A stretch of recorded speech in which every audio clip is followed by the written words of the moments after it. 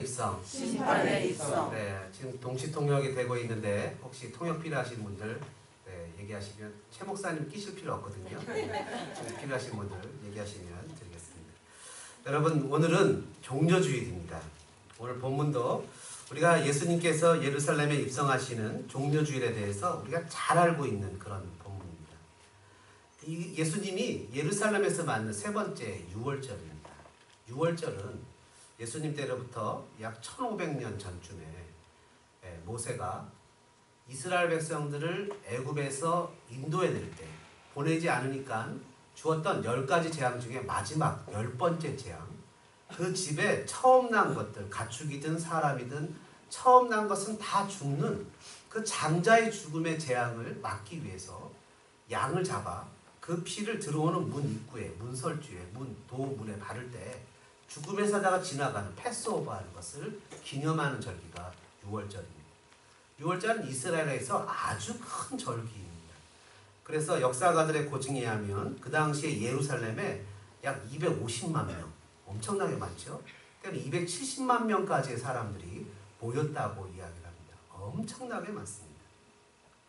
요한복음에 예수님께서는 예루살렘에 들어가시기 전에 베다니에서 죽은 지 나흘, 4day 된 나사로를 살리신 사건이 나와서 예수님의 예루살렘 입성은 더 극적인 사건이 되었습니다.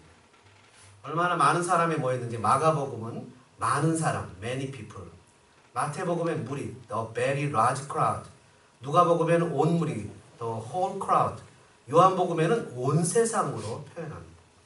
여하간 엄청난 무리가 예수님의 예루살렘 입성에 대해서 엄청난 환호를 했습니다. 예수님께서는 예루살렘에 들어가시기 전에 치밀한 준비와 계획을 하셨습니다. 제자 둘을 맞은편 마을로 보내셔서 나귀와 나귀 새끼를 가져오게 하십니다. 예수님께서 나귀를 구하는 방법에 대해서 여러 가지 추측이 있습니다. 그 추측에 대해서 많은 사람들이 이야기하는 것 중에 하나가 미리 예수님이 딜을 했을 거다, 미리 준비를 하거나 부탁을 했을 거다 라고 얘기를 하는데, 여러분, 그러나 그분들은 예수님이 갖고 계시는 권능을 모르는 것입니다. 더군다나 오늘 본문에 나오는 것처럼 스가랴의 예언처럼 아무도 타지 않은 나귀를 타고 오시는 메시아적인 인물이신, 다시 얘기하면 오늘 본문에 왕으로 표현되고 있는 그 예수님에 대해서 이해하지 못하는 것입니다. 주가 쓰시겠다 하라. 그랬더니 바로 그 나귀를 보내주는 것을 보게 됩니다. 제자들과 무리가 겉옷을 펼치는 것을 보게 됩니다. 7절과 8절에 보니까 나귀 위에 겉옷을 얹고 예수님이 타시고, 그리고 예수님이 지나가시는 길에 옷을 펼치는 모습이 나오는데요. 이것은 여러분 잘 아시는 열왕기하 9장에 나오는 예후가 왕으로 등극할 때의 모습과 거의 똑같습니다. 왕이 되는 모습을 표현하고 있는 것이죠. 그리고 사실은 요한복음에만 나오지만 팜추리, 이 종려나무 가지를 흔들면서 주님 앞에 호산나 호산나 외칩니다. 이것은 시편 118편에 나오는 얘기인데요. 시편 118편에서 예배를 드리러 올라갈 때 늘 외쳤던 이 시편은 여호와여 구하옵나니 이제 구원하소서, 여호와여 우리가 구하옵나니 이제 형통케 하소서라는 말씀을 시브리어 호시아나라는 말에서 파생된 말입니다. 호시아나, 여호와여 이제 구원하소서라는 말이에요. 이제 구원하소서. 나귀를 타고 예루살렘에 입성하시는 예수님을 향해서 각자의 옷을 깔고 종려나무 가지를 흔들면서 많은 사람들이 호시아나, 호산나, 다윗의 자손이여 찬송하리로다, 주의 이름으로 오시는 이여 가장 높은 곳에 호산나 하고 외쳤는데, 바리새인들은 말하기를 온 세상이 그를 따른다고 마가복음에 표현합니다. 포기라는 것이죠. 누가복음에서는 어떤 바리새인들이 예수님에게 그런 말을 하는 제자들을 책망하세요라고 얘기를 합니다. 그러자 예수님은 이렇게 얘기하십니다. 이 사람들이 침묵하면 돌들이 소리를 지르리라.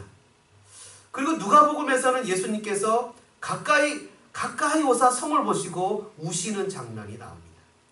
나귀 새끼를 타고 겸손한 왕으로 예루살렘에 입성하시는 그분이시지만 수많은 환호와 환영 속에서 예수님께서는 그것을 기뻐하시고 즐거워하시는 것이 아니라 예루살렘 성을 보고 우셨다라고 누가복음 19장 41절에 기록합니다.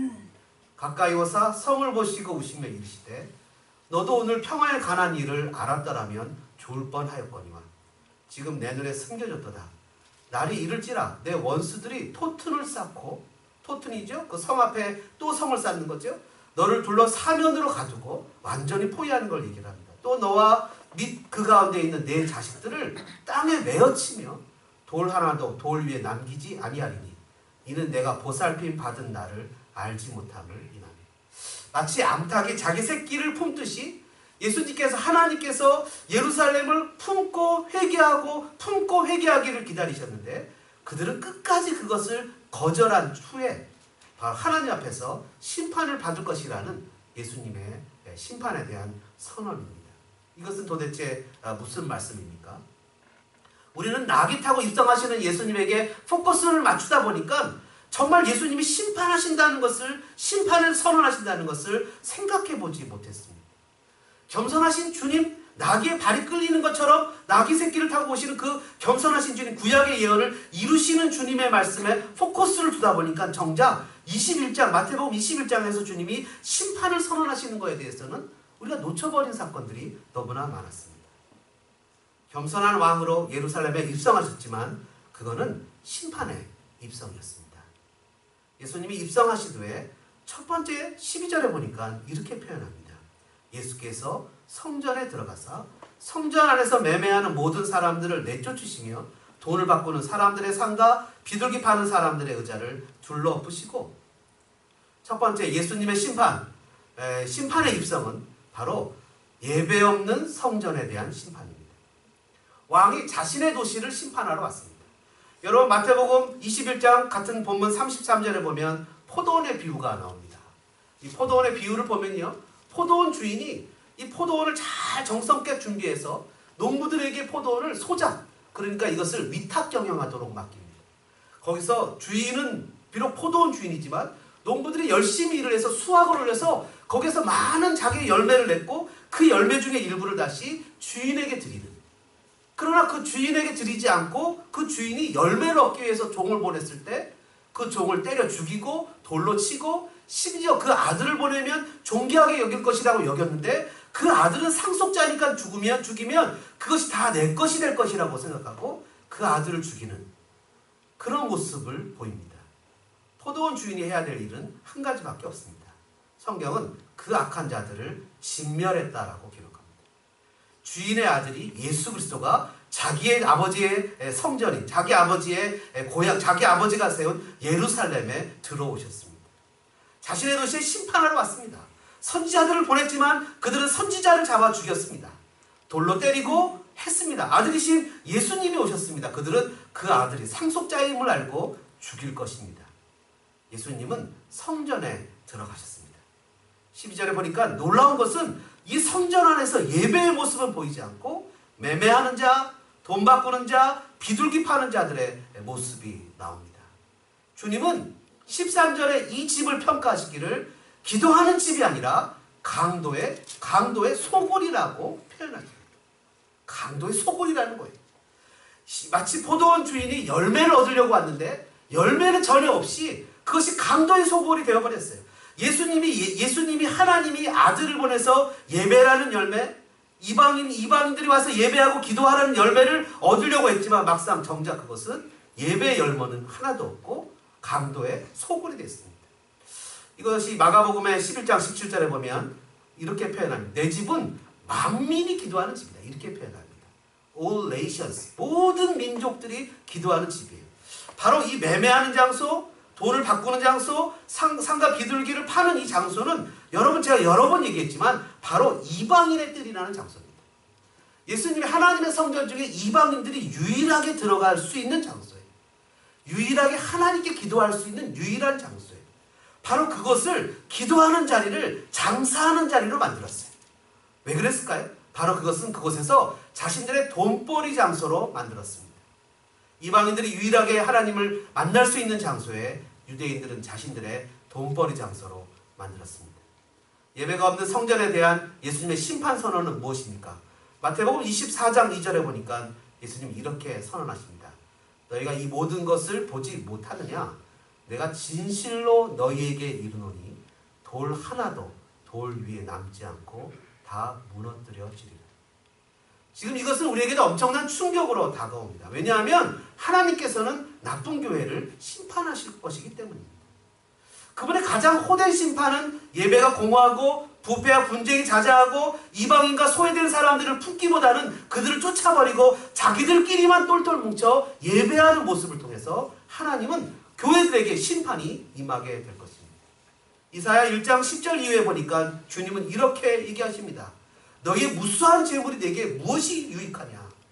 나는 수양의 번제와 살찐 짐승의 기름에 배불렀고 나는 수송아지나 어린 양이나 수점서의 피를 기뻐하지 아니하니 너희가 내 앞에 보이로니 이것을 누가 너에게 요구하느냐? 내 마당만 밟을 뿐입니다. 그러면서 주님은 이렇게 얘기하십니다. 내 목전에서 너희 악한 행실을 버리며 행악을 그치고 선행을 배우며 정의를 구하며 학대받는 자를 도와주며 고아를 위하여 신원하며 과부를 위하여 변호하라 하십니다.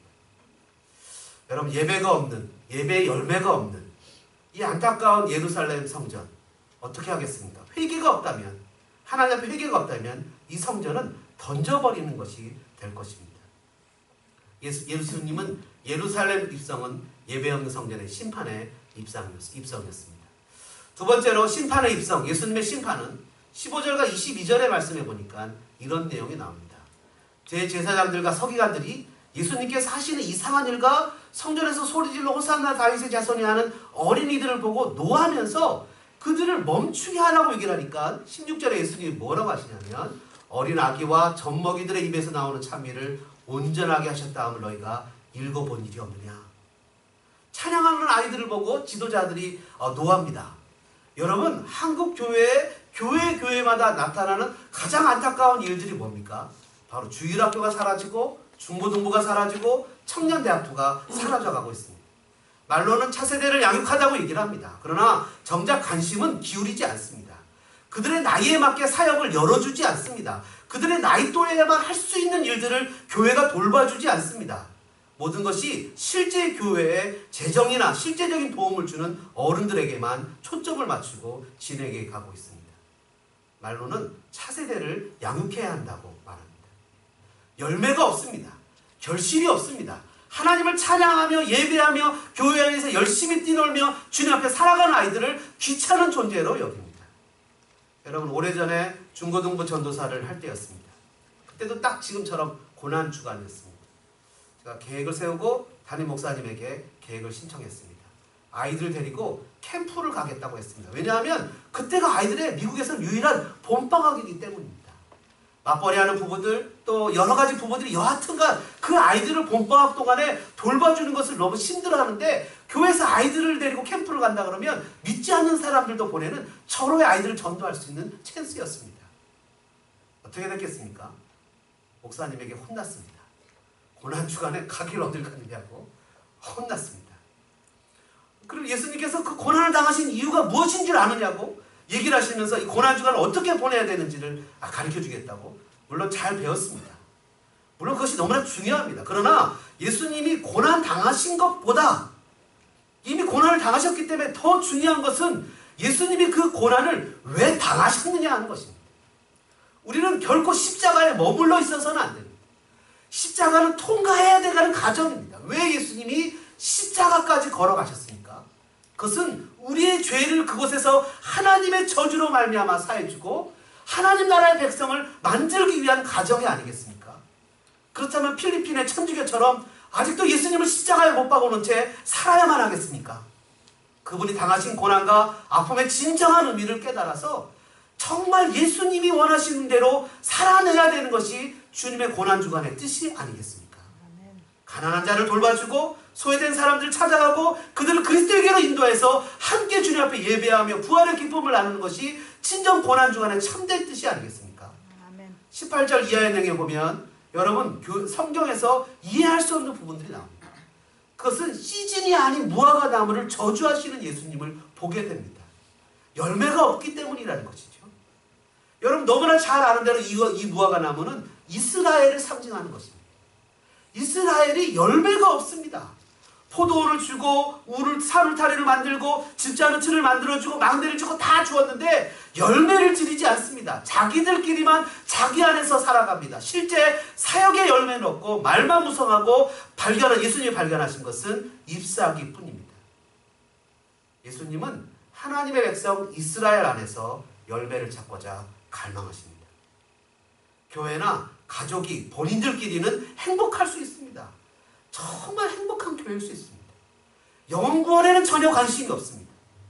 예수님 앞에 찬양과 경배를 돌리면서 그분의 뜻에 순종하고 그분 앞에 충성하는 것에 대해서는 관심이 없습니다. 그냥 교회도 우리끼리 즐겁고 우리끼리 행복하면 되는 것으로 끝난다면 입만 무성한 무화과 나무와 무엇과 다르겠습니까?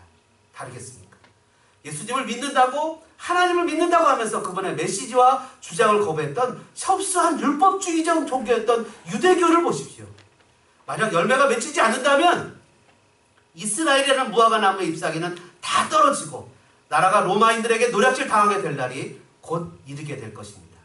그것은 실제로 주후 66년, 77년 사이에 끔찍할 정도로 처참하게 상상할 수 없을 정도의 대량 학살로 이어지게 됩니다. 여러분, 만약 교회가 성도가 이런 식으로 간다면 믿는 성도들이 자기만 알고 자기 교회만 알고 자기 주인 집단 이기주의에 빠져서 하나님의 뜻을 외면한 채 영혼에 대한 전도와 차세대에 대한 교육을 등한시 여긴다면 그 끝은 너무나 자명한 것이 아니겠습니까? 무화과 나무에 18절부터 22절까지 보니까 미숙한 열매조차 없습니다. 예수님께서 극심하게 슬퍼하시고 좌절할 정도로 이스라엘은 명목적인 종교 외에는 아무것도 없었습니다. 하나님은 언제나 그것을 심판하십니다. 지금 이 시대에도 죽은 종교는 하나님의 심판 아래 떨어질 것이라는 사실을 알아야 됩니다. 구약의 이스라엘 사람들은 우리에게 위대한 솔로몬의 성전이 있는데 우리가 어떻게 망할 수 있냐라고 생각했습니다. 그러나 하나님은 그 성전을 던져버렸습니다. 그리고 그들을 바벨론 포로로 하나님께서 그들을 내보내셨습니다. 심판을 받았습니다. 만약에 경건과 전도와 사랑과 공동체에 대한 사역의 열매가 없다면 하나님은 심판하실 것입니다. 심판의 입성, 예수님의 심판, 세 번째는 28절 이하에 보니까 예수님이 이런 비유를 두십니다. 어떤 사람에게 두 아들이 있습니다. 맏아들에게 오늘 포도원에 가서 일하라고 얘기했는데 이 맏아들은 아버지 가겠나이다 라고 얘기해놓고 가지 않습니다. 그러나 둘째 아들은 안 가겠다고 해놓고 뉘우치고 갔습니다. 예수님의 심판 세 번째는 순종하지 않음을 심판하시는 것입니다. 여러분, 순종하지 않습니다. 예수님에 대한 순종은 두 가지를 동반합니다. 첫째는 순종은요 반드시 동반되어야 되는 것이 있습니다. 그것은 정직성입니다. 하나님 앞에서 자신을 인정하고 포장하지 않는 것입니다. 정직성이 결여되면 순종은 수박 겉핥기에 머물 수밖에 없습니다. 하는 채는 하지만 내면의 깊은 동의가 이루어지지 않기 때문에 언제든지 그 순종은 즉각적으로 멈추게 되거나 포기할 수 있습니다. 핑계를 찾게 되는 것입니다. 두 번째는 반드시 순종에 동반되어야 되는 것은 첫 번째는 정직이고 두 번째는 액션, 행동입니다. 말로만의 순종은 큰아들과 똑같습니다. 그러나 진정한 순종은 반드시 액션, 행동을 동반합니다. 순종은 정직과 행동이 함께해야만 진정한 순종이 되는데 그럴 때 주님께서 주님의 주님 되심이 그 사람의 삶에 나타나게 됩니다. 다시 말하면 정직과 행동을 합치면 순전함으로 표현됩니다. 순전함 아시죠? 겉과 속이 똑같은 인테그리티, 순전함입니다.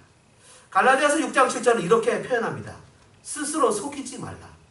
하나님은 업신여김을 받지 아니하시나니 사람이 무엇으로 심든지 그대로 거두리라.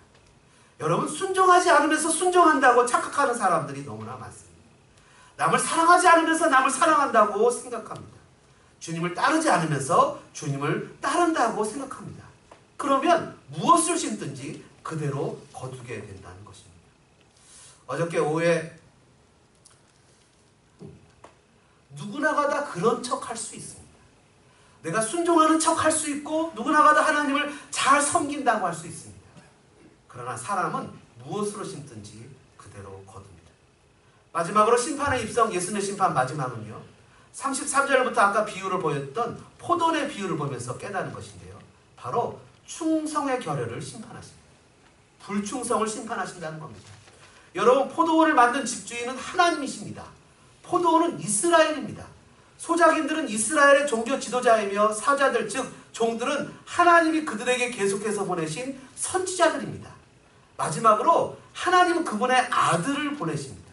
이것은 우리의 일상 삶에서 어쩌면 쉽게 볼 수 있습니다. 아니, 우리는 누구나가 다 이 문제에 연결되어 있습니다. 왜냐하면 우리는 다 하나님 앞에서 청지기와 같은 존재들이기 때문입니다. 하나님 나에게 생명을 줬습니다. 하나님 나에게 삶의 터전을 줬습니다. 하나님 내가 살아갈 수 있도록 모든 환경을 만들어줬습니다. 근데 이 소작인들처럼 그것이 내 것인 줄 알고 보내는 종들에 대해서 거부했습니다. 심지어 하나님 우리에게 자유권도 주었습니다. 그것을 마음대로 할 수 있도록 했습니다. 또 하나님을 경작할 수 있는 훌륭한 포도원과 더불어 모든 장비도 다 주었습니다. 줍지 않은 구유, 강도를 막고 어머를 위한 망대, 야생 돼지들과 다른 침입자들을 막아주는 산울을 주었습니다. 하나님은 그들을 신뢰했습니다. 그러나 그들이 한 일은 도대체 무엇입니까? 그것은 하나님께 불충성한 것입니다. 하나님을 페이스풀하지 않았습니다. 신실하게 하나님을 따라가지 않았습니다. 그분의 정당한 주장을 부인하고 그분의 아들을 죽였습니다. 그들에게는 위탁에 대한 책임뿐 아니라 자유까지 주었는데 결산의 날을 임박했고 그들은 그 자유를 행사하는 방식에 대하여 해명해야 될 책임을 면치 못하게 될 것입니다. 하나님은 사람들을 신뢰하셨습니다. 자유권도 주셨습니다. 그러나 그들이 한 것은 무엇입니까? 완전 극악무도한 불충을 했습니다. 알든 모르든 자신을 위해서 심지어 아들이신 예수님을 일부러 부인했습니다. 양심을 마비시켰습니다. 외면하려고 했습니다. 남은 결과는 무엇입니까? 41절에 보니까 그 악한 자를 진멸하는 하나님의 심판입니다. 그 심판을 피할 수 있는 유일한 길은 무엇입니까? 바로 회개하는 것입니다. 그분의 명령에 완전한 순종으로 돌아오는 것입니다. 21장 44절에 주님은 선언하십니다. 이 돌 위에 떨어지는 자는 깨지겠고 이 돌이 사람 위에 떨어지면 그를 가루로 만들어 흩트리라 하십니다. 이 돌은 모퉁이 돌 예수 그리스도입니다. 예수님은 구원자입니다. 동시에 그분은 심판주이십니다. 예수 그리스도의 놀라운 사랑을 저버리고 자신을 속이는 신앙의 모습에서 진정성을 가지고 주님 앞에 돌아가야 합니다. 예수님은 예루살렘에 입성하셨습니다. 그러나 예수님은 그 예루살렘을 보고 눈물을 흘리셨습니다. 그분은 심판의 걸음은 죽이고자 하는 것이 아니었습니다. 그분은 심판을 살리고자 하시는 걸음이었습니다. 예수님의 심판은 십자가의 심판이었기 때문입니다. 골고다의 언덕에 자신을 다 주심으로 말미암아 구원하고 하심이 그분의 목적이었습니다. 사랑하는 소망장로교회 성도 여러분, 오늘 마태복음 21장을 통해서 바리새인과 대제사장과 장로들에게 주시는 이 말씀을 통해서 오늘날 우리 자신을 비추어 우리의 불충과 속임에서 돌아서서 주님께로 돌아가기를 간절히 소망합니다. 자신의 살을 찢고 피를 흘려 우리에게 다 주신 주님의 사랑으로 돌아가는 저와 여러분들, 회개하는 저와 여러분들 되어지기를 주님의 이름으로 간절히 소망합니다. 이 찬양 부르면서 주님 앞에서 말씀 대하시면서 이 찬양